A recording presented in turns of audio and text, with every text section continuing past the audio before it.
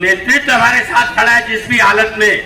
जब वक्त आए, मेरी बात नोट कर लें, वक्त आने पर लोग तैयार नहीं मिलते हैं, वैसे हर वक्त तैयार रहते हैं। जब वक्त आए ऐसे लोगों के साथ तैयार मिलना, प्रभु आप पर भी कृपा करे, सब पर कृपा करे। डॉक्टर विनोद पागरानी जी ने एक सुंदर प्रयास किया, आपका बहुत बहुत धन्यवाद। करा डॉक्टर पागरानी जी की उसमें बहुत बड़ा योगदान है और मैं चाहता हूं आपके हाथों की तालियों की गड़गड़ाहट हो जाए, उससे जोरदार स्वागत हो जाए तो लगेगा कि कार्यक्रम में थोड़ी जान आई।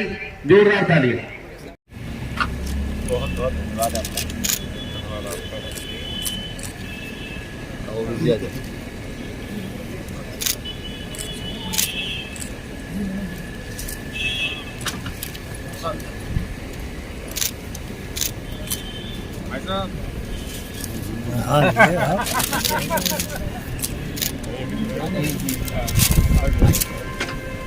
वेलकम, स्वागत है आपका हमारे पास।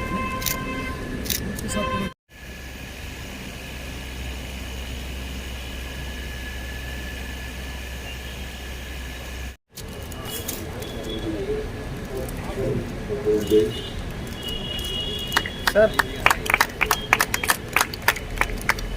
तालियों के साथ स्वागत। वह तालियां भी गड़गड़ाहट होनी चाहिए, कार्यक्रम को आगे बढ़ाएं। मेरे सीनियर है, बहुत है, हड्डी के हैं और बहुत सम्मान करने का सौभाग्य मिल रहा है अपने समाज के माध्यम से।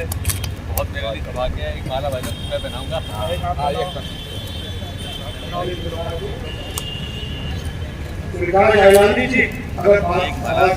भाई साहब आप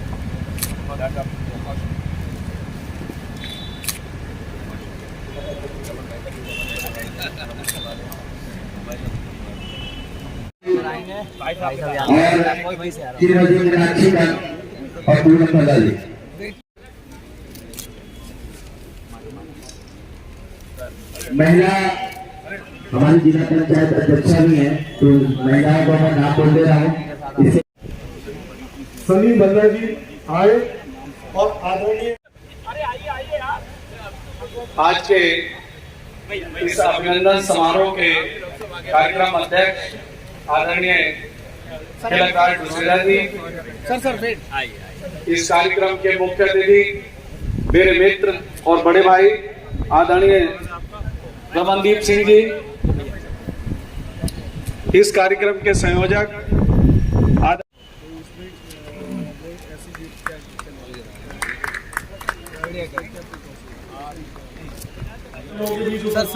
आपका भी स्वागत और अभिनंदन। दोस्तों नमस्कार। आज वो परिवार एक साथ मिलकर बैठे हैं जिन्होंने कभी हिंदुस्तान और पाकिस्तान के बीच बंटवारे का दंश झेला है, पाकिस्तान के अंदर तमाम तरीके की यातनाएं झेली हैं। ऐसे सिख, सिंधी, पंजाबी और खत्री समाज के लोग बरेली में एक साथ मिलकर बैठे हैं। ये शायद मेरे होशो हवास में मेरी जानकारी के हिसाब से पहला कार्यक्रम है जिसमें चारों समाज मिलकर अपने खुशी का इजहार कर रहे हैं और उनका उत्साह बढ़ाने के लिए भारतीय जनता पार्टी के कई बड़े चुने हुए नेता भी यहाँ पर पहुँचे हुए हैं। क्या क्या हुआ है बरेली के स्टेडियम रोड स्थित एक शादी हाल में, वो सब नज़ारे इस खबर में हम आपको दिखाने जा रहे हैं। जुड़े रहिए हमारे साथ, देखते रहिए हमारी ये खास रिपोर्ट। मैं एक सवाल पूछना चाहता हूं अजीब सा, जितने लोग मंच पर यहाँ पर बैठे हैं, किसी को सिहरन हो, किसी को कष्ट हो, किसी को लगे कि ये पागल आदमी क्या पूछ रहा है, 24 घंटे हैं, विचार करिएगा। मैं मंच पर सबसे अगर पूछता हूं कि जहां जहां आप रह रहे हैं, जहां जहां आपकी दुकान मकान प्रतिष्ठान है, अगले 6 महीने, 1 साल, 3 साल समय होता है, यदि आपको ये छोड़कर जाना पड़े, जो लोग सामने मौजूद हैं समाज से संबंधित हैं, समाज के अतिरिक्त भी हैं मंच वाले, 6 महीने, 1 साल, 1.5 साल, 3 साल, यदि आपको ये सब कुछ छोड़कर यहां से भागना पड़े,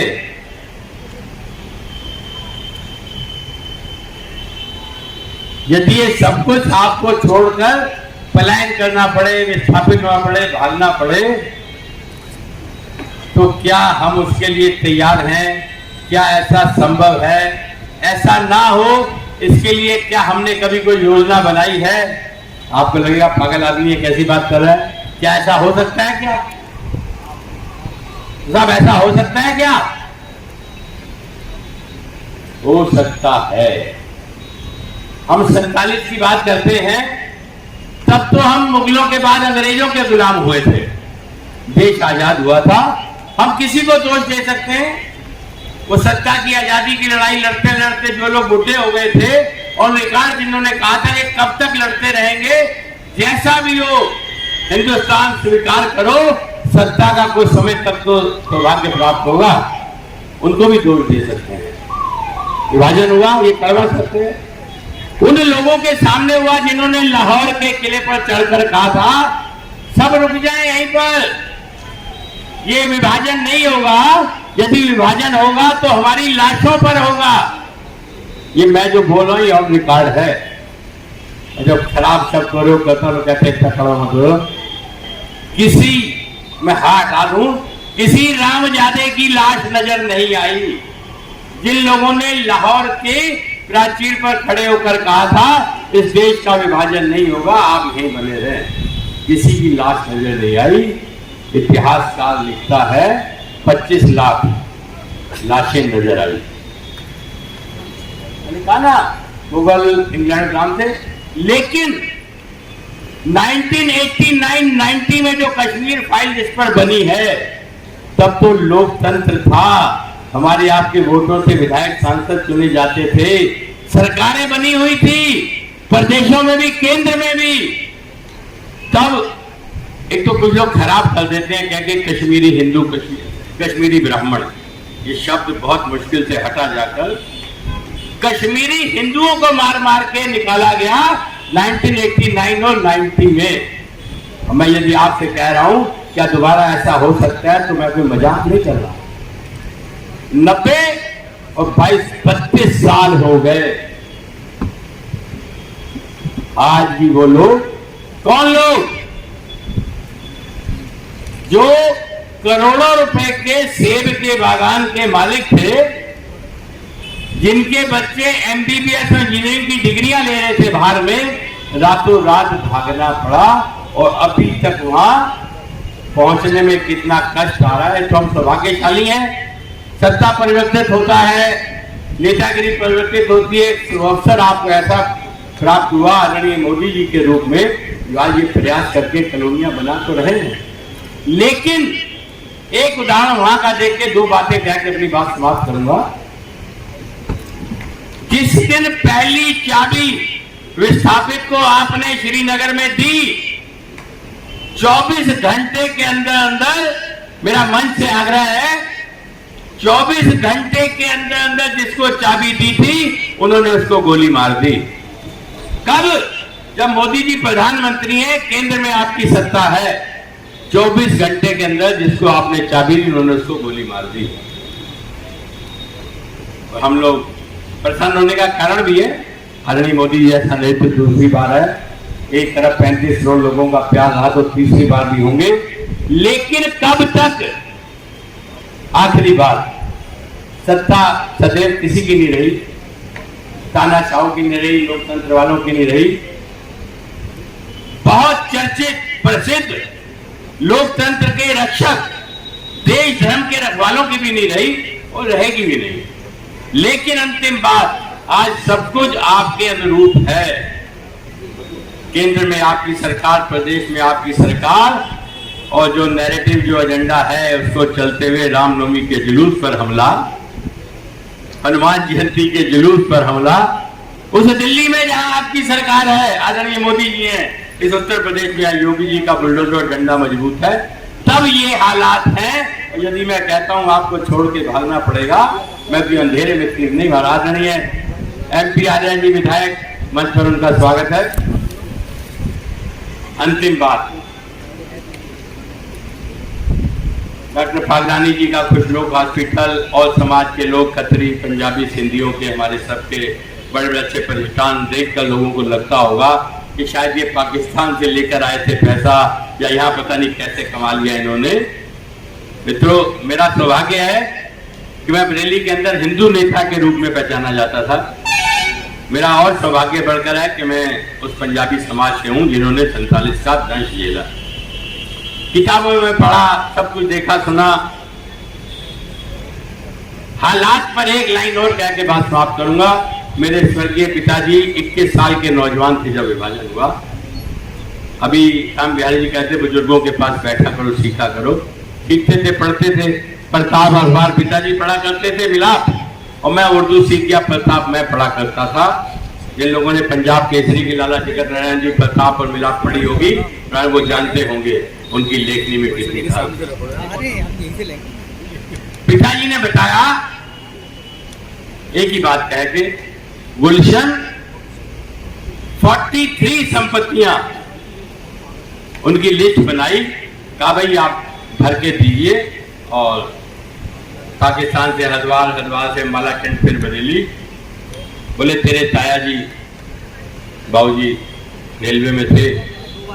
बोले हरिराम 43 संपत्तियों का मतलब 22.5 रुपए 50 पैसे एक फार्म के। आदरणीय मंच ध्यान देंगे, 43 संपत्ति के 43 फार्म भरिए और 22.5 रुपए जमा कराइए, 8 आने एक फार्म। 50 पैसे प्रति फार्म देने में पसीने आ गए पूरे खानदान के जो बच के आए थे कि कहीं ये पैसा बेकार तो नहीं चला जाएगा, ये फार्म भरने पता नहीं मिलेगा कि नहीं मिलेगा। तो निर्णय हुआ भाई 7 संपत्तियां भर दो, अगर 3.5 रुपए चले भी गए तो कोई बात नहीं। उन हालात में यहां तक पहुंचे हैं। उन 7 संपत्तियों से जो कुछ मिला था, अम्बाला कैंट से बरेली आगे, सब कुछ हमारे आपके सामने। भाई है उनका चारा बनते हैं। करौली में हुआ, मध्य प्रदेश में हुआ, और बंगाल के अंदर तो विभाजन से बुरा हाल है। आप कश्मीर फाइल को जिन्होंने देखा पढ़ा होगा, जिन्होंने पंजाब केसरी पढ़ते होंगे, आदरणीय वीरेंद्र अटल जी लेखक भी हैं और बहुत कुछ हैं, जिन्होंने 5 जन्ने पढ़ने की आदत डाली होगी, वो लोग सावधान हो जाएं। जो पीढ़ी चली गई, 90-93 बैठे हैं, हम 60 से ऊपर वाले हैं, 5-10 साल में हम भी चले जाने वाले हैं। लेकिन मैं आगाह कर रहा हूं, वो पंक्तियां जो मैं अक्सर पंजाब केसरी पढ़ के दोहराया करता था, आज फिर, न संभलोगे तो मिट जाओगे हिंदुस्तान वालों। आदरणीय अटल जी आप भी बहुत सुनाते थे, आपसे भी सीखा है। वतन की फिक्र कर नादा, मुसीबत आने वाली है, तेरी बर्बादियों के तस्करे हैं आसमानों में। न संभलोगे तो मिट जाओगे हिंदुस्तान वालों, तुम्हारी दास्तां तक ना मिलेगी दास्तानों में, तुम्हारी दास्तां तक ना मिलेगी। जिसको इस बात में गलत फहमी हो वो कश्मीर फाइल देख लें। और उसके बाद जब बात आती है कि अहमदाबाद फाइल क्यों नहीं बनाते हो, तो हम पूछते हैं अहमदाबाद से पहले हम गोधरा फाइल बना दें। गोधरा का जिक्र मत किया करो, आप जहर का बीज बोते हो। हम जहर का बीज बोते हैं और तुम अमृत के छींटे मारते हो। ताजे ताजे आपने दिल्ली और राजस्थान मारे हैं। है देव, अंतिम बात वो दिन ना देखने पड़े। हम दूसरों की उम्मीद छोड़कर व्यक्तिगत मंच और सामने हम इस बात के लिए तैयार रहें, तन मन धन से